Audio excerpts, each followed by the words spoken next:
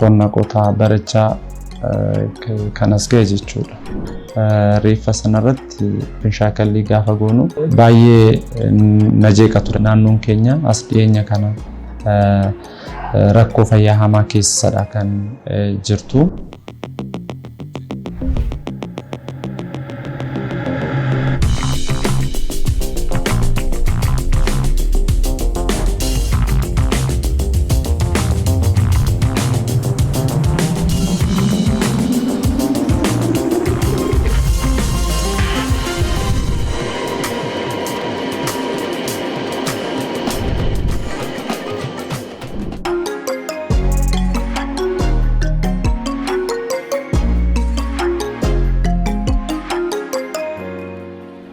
Maqaan koo Gammachuu Biiftuu naan jedhu. Egaa guddinni koo naannoo Oromiyaa godina Arsii Aanaa Bilbiloo ganda Xaamanyaa Waaree jedhamtu magaalaa Boqqojjiittidha kan hin dhaladhee.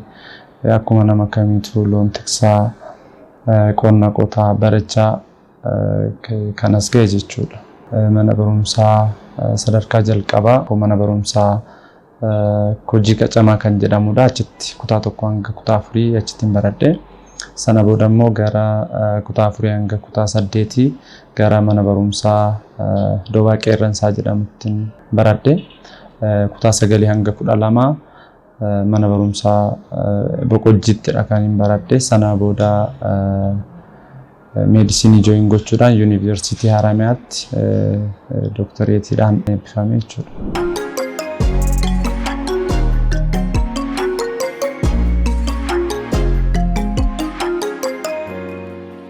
Egaa akkuma beekamu naannoo keenyatti namoonni baay'een rakkoo fayyaatiin keessumaa rakkoo fayyaa salphaatti yaalamanii fayyuutiin lubbuun isaanii darbaa tureera.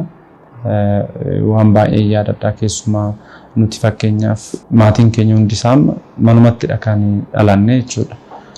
Akka seeraatitti dhaabbilee fayyaa naannoo nuti dhiyoo jiranittidha kan dhalachuu qabnu ture.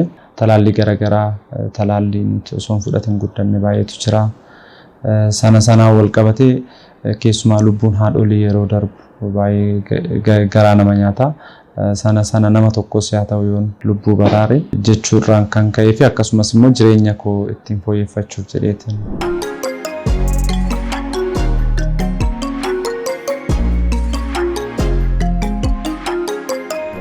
Tokko akka chaalenjiitti fakkeenyaaf yeroon meedisinii barachaa ture rakkoo tokkoffaan hirriibadha. Hirriiba baay'ee hin danda'u. Meedisinii immoo gaafa barattu sa'aatii dheeraa dubbisuu qabda. Sun dhugaa dubbachuudhaaf anaan baay'ee na dhiphisaa ture. Fakkeenyaaf namoonni hiriyoonni koo halkan guutuu dubbisaa gaafa bulanan naannoo saafiritti gaafa rafu. Baay'uma dhiphisaa ture xiinsammuma kiyyaaf illee jechuudha. Haa ta'uutii garuu keessa barachaatuma dhufeen irra darbe. Inni kan biraa egaa rakkoo yeroo nuti barachaa turretti keessumaa qabsoowwan garaagaraa adeemsifamaa turanii. Suni egaa daa'imummaas waan qabnuuf maal xiqqoos xiinsammuu keenya jeeqaa ture. Akka har'aa kan osoo hin ta'in gaafa nam tokko du'u baay'ee nutti dhaga'ama. Yeroo nuti dipireeshinii keessa seennu ture. Inni kan biraa keessumaa gaafa piraaktisii goonu reeffa nama du'eetu irrattidha. Reeffa sanarratti piraaktis gaafa goonu yookiin shaakallii gaafa goonu baay'ee na jeeqa ture akka nama tokkotti jechuudha. Hiriyoonni keenya keessaa namoonni dhiisan illee galan jiru. Eessuma kiyya kan ta'e Hirphaa Magarsaa baay'ee na gargaaraa ture kanarratti. Yeroo tokko yeroon itti dhiisee deemuuf illee yeroon yaaddu jira. Yaada kana isaaf gaafan qoodu inni waan baay'eedhaan gorsanaa kennuudhaan waan baay'eedhaan na bira dhaabbachaa ture. Yeroo nuti wajjin barannullee fakkeenyummaa namoota gurguddoo gaafa nu kaasanii isaanuu kanuma keessa darbanii waan kana gadi keessa darbaniit bakka har'aa gahan sana laalleetuma irraa aanne jechuudha.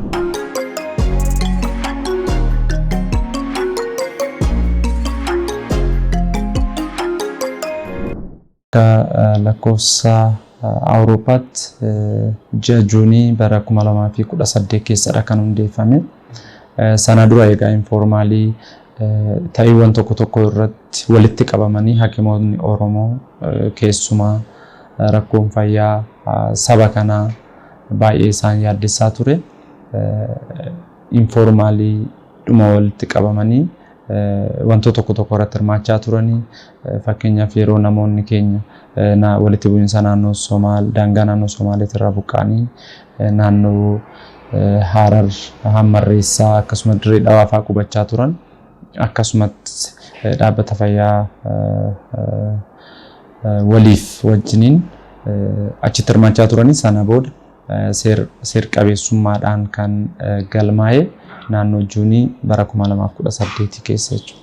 Egaa kaayyoon waldaan kun itti hundeeffame tokkoffaan qulqullina kenniinsa tajaajila fayyaa fooyyessuudha. Kunis dhaabbilee mootummaa fi miti mootummaa wajjin ta'uudhaan ogummaa hakimoota keessumaa ogeessota fayyaa ogummaa isaanii yeroo yeroodhaan misoomsuu yookiin gabbisuu.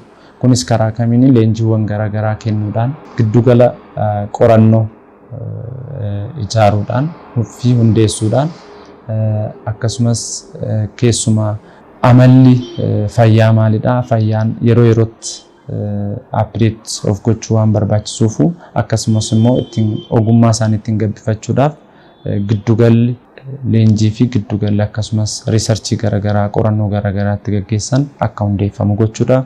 Inni kan biraa immoo biiroolee fayyaa kan naannoo keenya keessa jiran waliin ta'uudhaan poolisii seektara fayyaa keessa jiran irratti akka fooyya'uuf irratti hojjechuudha. Inni kan biraa immoo tajaajila fayyaa bilisaa kennuudha.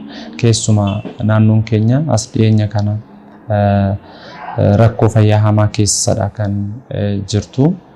Kunis egaa maalirraa ka'ee tokko waraanarraa ka'ee inni lammaffaan hongee yookiin gogiinsa akkasumas weerarri dhibeelee garaagaraa gaafa mudatan hakimoota of kennan hakimoota baay'ee muuxannoo fi naamusa olaanoo qaban bobbaasuudhaan naannolee keessumaa fakkeenya mootummaan hin qaqqabne yookiin dhaabbileen biroos hin qaqqabne qaqqabuudhaan tajaajila fayyaa kennuudha.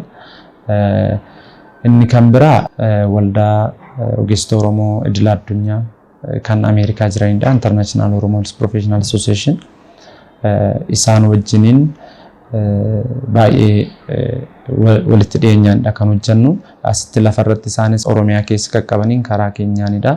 Kanaaf ogeessota sadarkaa biyyoota alaatti hojjetan sadarkaa addunyaatti hojjetan isaan wajjiniin warra biyya keessaa wajjiniin wal quunnamsiisuudhaan muuxannoo garaagaraa akka waliif qoodaniif irratti baay'ee kan hojjechaa turre jechuudha. Ani as keessatti gaheen koo inni tokko hojii gaggeessaadha, executive directory. Inni kan biraa immoo dursaa fi qindeessaa garee yaalaa tattamaati. Akkasumas CPD provider directory dha as keessatti jechuudha.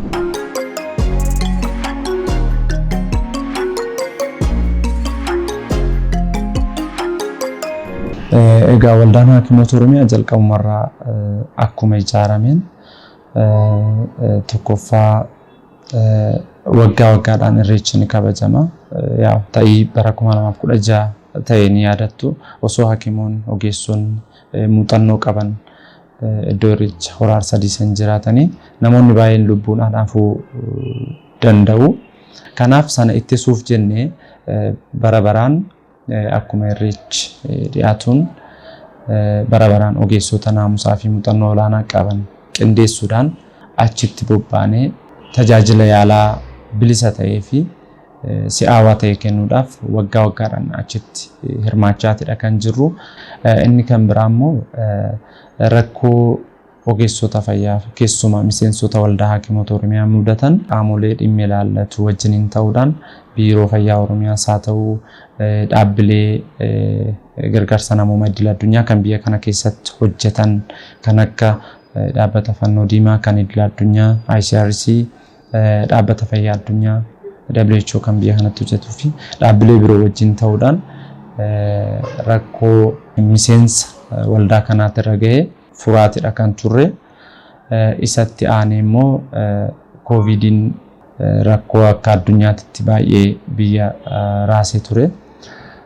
So sana keessatti waldaan Hakimoota Oromiyaa shoora olaanaadha kan bahate keessumaa akka naannoo Oromiyaatti jalqabarraa kaasee dura bu'ummaadhaan keessatti hirmaachaa ture kan turre Oromiyaa Regional Health Bureau COVID-19 Advisory Council kan jedhamu ture sana kan hoogganaa ture kan dursaa ture waldaa kanaadha. Egaa suni maal hojjeta kan jedhu istiraateejiiwwan garaagaraa kan dhibee kana ittiin ofirraa ittisuu dandeenyuu fi yaala dhibee kana akkasumas giddugala yaala dhibee kana naannoo keenya keessa jiran irratti hojjetamaatidha kan ture jechuudha. Kana keessatti egaa tokko maalidha jalqabumarraa kaasee odeeffannoon baay'ee barbaachisaa ture. Egaa odeeffannoo jennu odeeffannoon kun karaa garaagaraatiin darbaa keessumaa lixa Oromiyaatirraa yeroo sanatti intarneetiin citeetidha kan ture. So xalayaa barreessinee xalayaa baay'ee amansiisaa ta'e barreessinee biiroo muummicha ministeeraa galchinee torban tokko keessattidha kan gadhiifame. Sana booda istiraateejiiwwan garaagaraa uumuudhaan akka dhibee kana sirriitti ofirraa ittisuu dandeenyuu fi yaaluu dandeenyu irrattis hojjechaa ture kan turre waldaa ogeessota fayyaa Oromoo idil addunyaa kan ta'an kana wajjiniin dhaabbilee fayyaa warri biyya alaa keessa hojjetan san keessatti mul'achaa turan gara biyya kanaattis hatattamaan fiduudhaan dursinee sanayyuu dursinee as dhufuun isaan oolu jennee dursinee fiduudhaan dhaabbilee barnootaa fi hospitaalota yuunivarsiitiiwwan torba kan naannoo Oromiyaa keessa jiran keessatti leenjii kenninee turre jechuudha. Biiroo Fayyaa Oromiyaa wajjin ta'uudhaan waldaa ogeessota fayyaa Oromoo idil addunyaa wajjin ta'uudhaan jechuudha.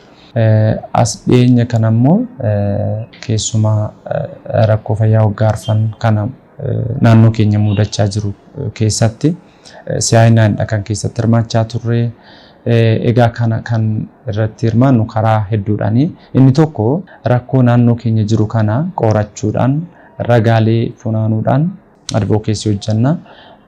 Inni itti aanu immoo dhaabbilee namummaa idil addunyaas ta'ee kan naannoo keenya keessa jiran kan naannoo kana keessatti biyya kana keessatti hojjetaniif deemnee dhiyeessinaa itti hiinaa rakkoon akkanaa Oromiyaa keessa jira jenneeni akka isaan risoorsii guddaa qabu maallaqa qabu dhiyeessii guddaa qabu NGO'wwan biyya alaa kunniin sana gara dhaabbilee fayyaa naannoo keenya keessa jiran keessumaa kan waraanaan miidhaman kan hongeen miidhaman kan weerara dhibee garaagaraatiin miidhamaniif akka isaan tajaajilan ni goona.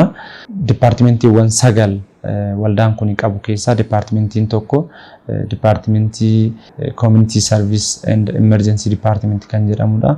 Sana jalatti egaa garee yaala hatattamaatu jira. Garee yaala hatattamaa kana bobbaasuudhaan iddoo rakkooleen kun jiranitti hojjechaa tura kan turre. Fakkeenyaaf yoo fudhanne baruma darbee kana keessa hongeen naannoo Booranaa mudateedha ture. Hongee hamaan suni so sanarratti waldaan Hakimoota Oromiyaa dhiyeessii qorichaa hedduu fi garee yaala hatattamaa kana garee baay'ee multidisciplinary team kan ta'e bobbaasuudhaan namoota naannoo 2,000 oliitiif tajaajila yaalaa hatattamaa kennaatidha kan ture.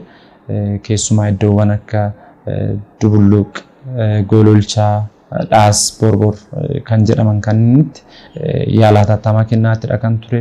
Yaala hatattamaa kennuu qofa osoo hin ta'in immoo biiroo fayyaa kan godina sanaatis wajjiniin mari'achuudhaan akkamitti akka weerara dhibee garaagaraatirraa dursanii of ittisuu danda'an maaliif iddoon IDP yookiin namoonni buqqaatonni jiran kanatti dhibeeleen garaagaraa faca'uudhaaf baay'ee haala mijataadha waan ta'eef sanarraa of ittisuu akka danda'anii fi rakkoo seektara fayyaa kana keessaas akkamitti akka bahuu danda'an irratti gorsa hooggansummaa kennaatidha kan turre. Sanatti aansee immoo egaa akkuma beektan keessumaa naannoo lixaatii fi naannoo kibba Oromiyaa keessatti waraanni waggoota dhiyoo kana baay'ee miidhee ture.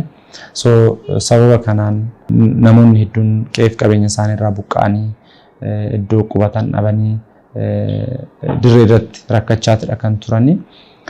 Sanaaf egaa tokkoffaa maalidha dhiyeessii garaagaraa waldaa ogeessota fayyaa Oromiyaa idil addunyaa wajjin ta'uudhaan dhiyeessii yaala hatattamaatiif oolan dhiyeessii qorichaa kan meeshaalee yaalaa kanneen fakkeenyaaf godina Horroo Guduruu Wallaggaatiif naannoo qarshii miliyoona 2 olii kan ta'u dhaabbata dhiyeessii qorichaa kan Itoophiyaa yookiin EPSS kan jedhamu irraa binne dhiyeessaafidha kan turre. Kan biraamu Gujiitti egaa waraanni fi hongeen yeroo dheeraadhaaf miidhaa ture. Yaala hatattamaa kana kennaatidha kan ture.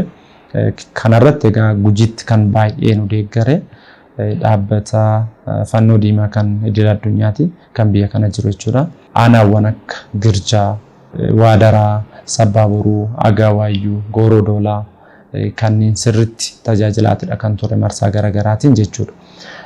Egaa kanarratti rakkoon naannoo san jiru keessumaa rakkoon nageenyaa hamaanis waan tureef baay'ee waan nama gaddisuudha kan achi jiru. Sana dura garuu dhiyeessii garaagaraa yaa wanti nuti hojjennu holistic approach yookiin waan fayyaa qofa osoo hin ta'in fakkeenyaaf amma nyaata garaagaraa dhiyeessuudhaan fakkeenyaaf namoonni naannoo Girjaa Gobbuu bakka jedhamu jira buqqaanii achi jiranii aduu jalaa rooba jalaa gaaddisuma itti jala boqotan illee hin qabanii achuma keessa buluu achuma keessa jiraatu haadholiin achuma keessatti dahuu waan baay'ee nama gaddisu ture. Sanaaf egaa firaashiiwwan garaagaraa uffata qorraa halkanii kan haadholii talaallii daa'imman keessumaa talaallii hin argatan taanaanii dhibeewwan fakkeenyaaf weerarri dhibee garaagaraa isaa baay'ee sanaaf waan saaxilamaniif miidhamuu danda'u jechuudha. Dhaabbileen fayyaa naannoo sana jiran rakkoo nageenyaatiin kaan barbadaanii kaan mancaanii meeshaan isaa badee ogeessonni achii baqatanii rakkoo ogeessotaatu jira. Sana irratti egaa hamma dandeenyuun namoota bakka buqqa'an jiran san baay'eettidha kan gargaaraa turre jechuudha. Dhiyeenya kanas egaa weerarri dhibee busaa naannoo lixa Oromiyaatti baay'ee hammaataa ture. Sanarrattis egaa jalqabumarraa kaasee osuma mufiin garaagaraa kallattii garaagaraatiirra jiru waan san gara addunyaatti akka bahu taasisnee egaa dursinee garee tokko dhoksineetuma waan lafarra jiru ragaa akka funaannuuf waan lafarra jiru san akka arguuf jennee bobbaasnee ture. Sanatti aansinee biiroo fayyaa Oromiyaatii fi dhaabbilee garaagaraa kan akka WHO wajjin marii erga taasisnee garee itti aanu ergine gareen sun egaa yaala naannoo Beegii fi aanaa Beegii fi Qondaalaatti yaala kennaatidha kan ture. Itti aansinee ammas gareen biraa dhiyeessii qorichaa kan farra busaa kanarratti dhaabbanni fayyaa addunyaa kan nuuf gumaache kan nuuf arjoomeen tajaajila yaalaa kennaatidha kan turre. Waldaan wabii maccaa akkasumas hawaasni Oromoo Kaalifoorniyaa jiraatan kan biyya Jarman jiraatan kan Neezerlaand jiraatan fi kan namoonni dhuunfaallee kanneen akka Dr. Obsaasan, Sister Obsee, Dr. Nuraddiin Farahaan, Adde Tirizaamii, Dr. Guddataa Hinnikaa fi namoonni hedduun buusii yookiin deeggarsa taasisaniin qoricha farra busaatii fi meeshaalee garaagaraa gumaachaatidha kan ture. Dhuma kanarratti egaa lixa Oromiyaatii fi Qeellam Wallaggaa keessatti dhaabbilee fayyaa argaman hospitaalota 6 fi buufataalee 6 meeshaalee akka CBC maashinii, keemistirii analaayizarii akkasumas maayikirooskooppiiwwan, hemogloobiinimeetirii, gulukoomeetirii fi qoricha farra busaatiin gargaaraatidha kan turre jechuudha.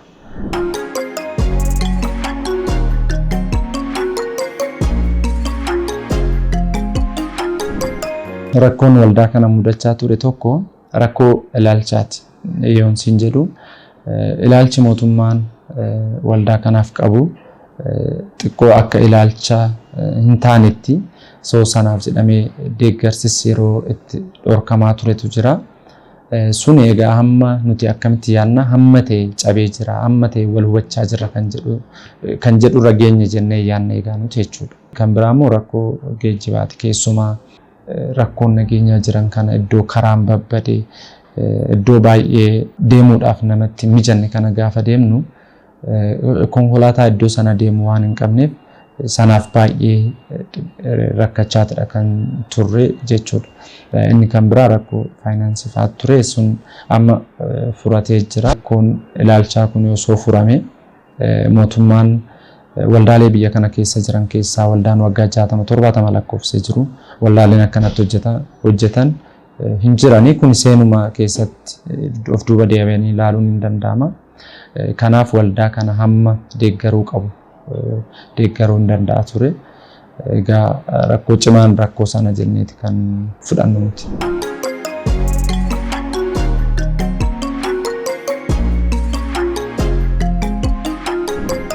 Rakkoolee kana irra aanuu kan danda'amu tokkoffaa waldaan kun ergama inni dhaabbateef hubachuudha.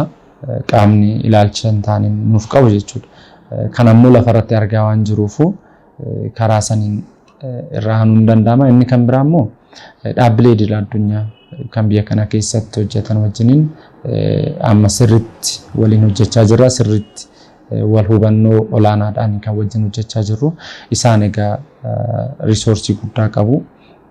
Amma yoo waaqni jedhe bara kana wantoota akka hudhaatti kana dura nu qabaa turan hin furamne jennee yaadna. Keessumaa dhaabbanni fayyaa addunyaatii fi dhaabbanni fannoo diimaa kan idil addunyaa yookiin ICRC kan jedhamu deeggarsa guddaa nu taasisuuf akka jiru egaa nutti himaatidha kan turani. Sanaan dabalata garuu waldaan ogeessota fayyaa Oromoo idil addunyaa waldaa OPA'n akka dhaabbatuuf yookiin dogoggoruu dugdaa OPA'ti jechuu hin danda'amu jechuudha. Waldaan ogeessota fayyaa Oromoo idil addunyaa jechuudha. Kanaaf isaanii fi hawaasni Oromoo kan biyya keessaas kan biyya alaas waan waldaan hakimoota Oromiyaa hojjechaa jiru kana argaa waan jiruufu karaa sanaan amma hudhaa amma keessa jiru kana bahaatidha kan jiru. Gama mootummaatiinis immoo iddoo garagaraatti amma haalli jiru ilaalchi jiru baay'ee akka geeddarame hubachaa jirra jechuudha. Keessumaa karaa ministeera fayyaatiin gara biiroo fayyaa Oromiyaatiin wantoonni nuti hojjechaa jiru baay'ee dinqisiifannaa olaanaa waan argateef ilaalchisuunis cabaa jira. Kanumarra immoo booriiftaan akka cabaa butii qabna jechuudha.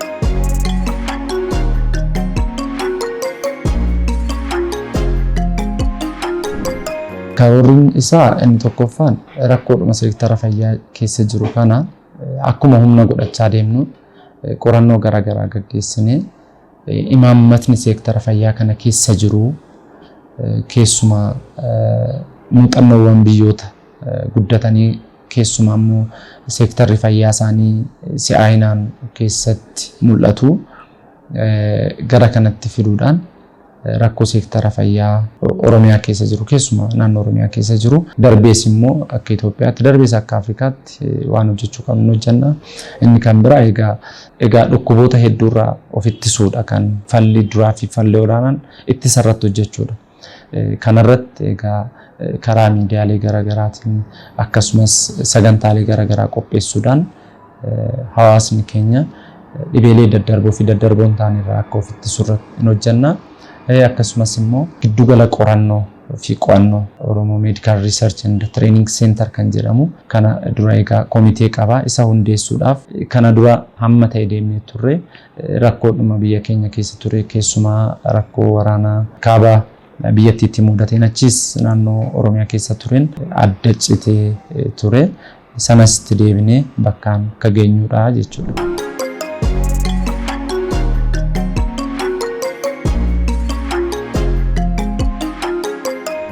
Dargaggoonni Oromoo keessumaa ogeessota fayyaa kan ta'an yeroo ammaa kana rakkoo seektara fayyaa mudatan hedduun namaa keessumaa naannoo waraanni jirutti naannoo hongeen jirutti naannoo weerarri dhibee garaagaraa jirutti of kennanii warroonni hojjetan ni jiru. Isaaniin baay'ee galateeffachuun barbaada.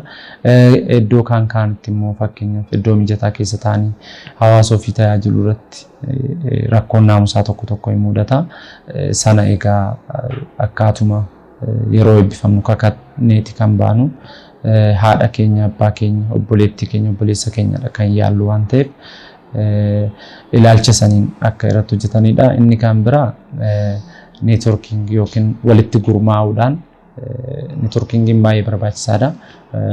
Warri biyya keessaas warri biyya alaas walitti gurmoofne rakkoo seektara fayyaa keessa jiru kana irra aanu dandeenya jechuudha yoo walitti gurmoomne humna waan godhannuuf hawaasa Oromootiif immoo egaa hawaasni Oromoo yeroo kanatti daangaa hamma daangaatti rakkoo hamtuu keessadha kan jiru egaa kana keessaa bahuuf immoo nagaan baay'ee barbaachisaadha qaamni kamuu nagaa naannoo keenya deebisuu irratti akka hojjetu abdii qabna nagaa yoo jiraatini waan baay'een akkuma amma arginu kana gara babbada kanaaf nagaan akka dhufuuf akka irratti hirmaattan jedha galatooma.